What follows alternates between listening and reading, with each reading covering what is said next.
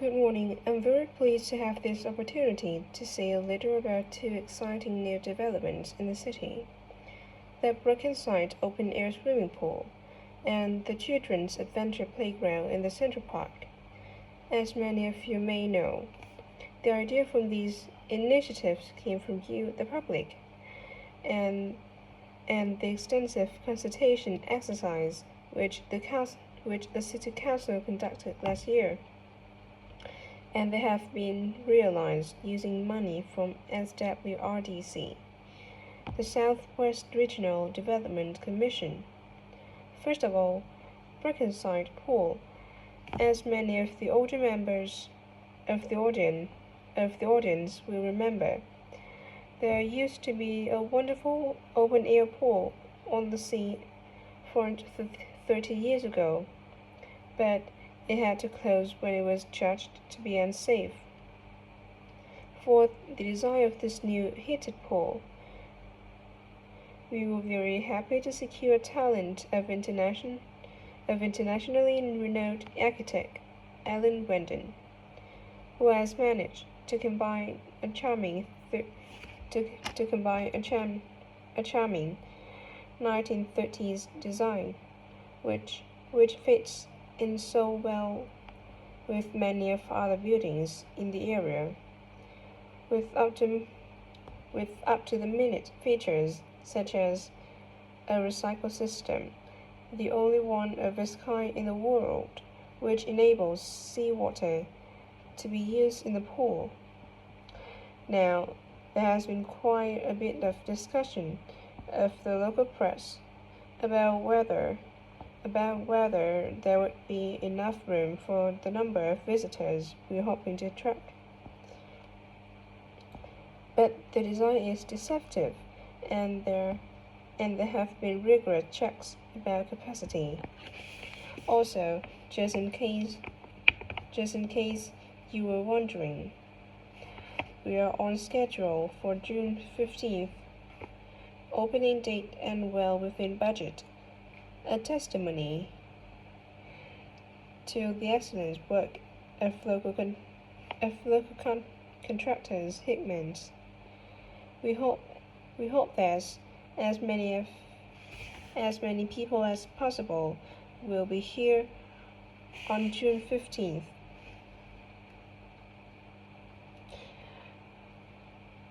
We have engaged award-winning actress Coral White to declare the pool open, and there will be drinks and snacks available at the poolside. There will also be a competition for the public to decide on the sculpture we plan to have at the entrance. You will decide which famous historical figure from the city we should have. And now moving to the Center Park playground, which we are pleased to announce has just won the Douglas Award for Safety. The news came through only last week.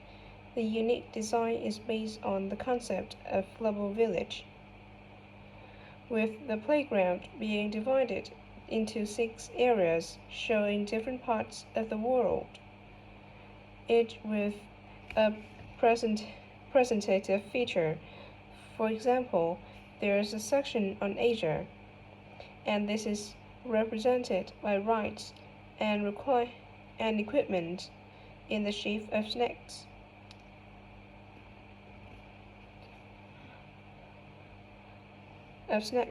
tigers, and so on. Fauna native to the forests of the region, moving south to the Antarctic. We couldn't run to an ice rink, I'm afraid, but opted instead for combining blocks in the shape of mountains.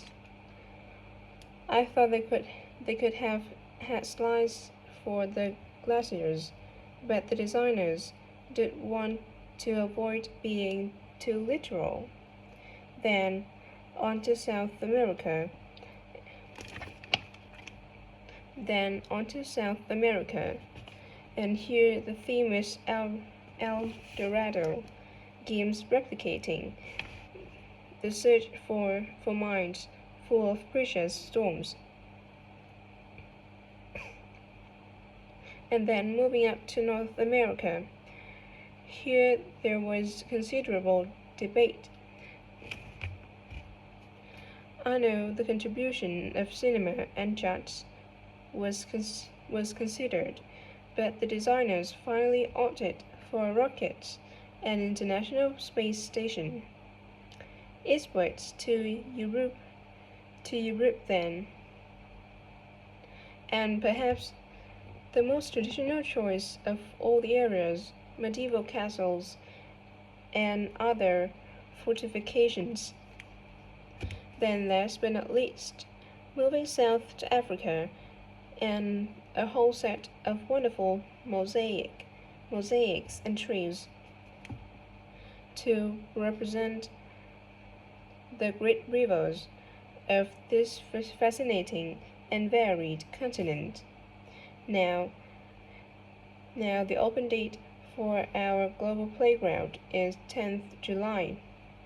And again, we'd love to see you there. So make a date